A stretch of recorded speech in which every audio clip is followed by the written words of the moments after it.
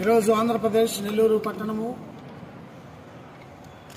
Town hall నందు December 14వ తారీఖు human rights protection committee ఆధ్వర్యంలో మానవ హక్కుల పరిరక్షణ అవగాహన సదస్సు నిర్వహించడం జరిగింది. ఈ కార్యక్రమానికి ముఖ్య అతిథులుగా ప్రముఖ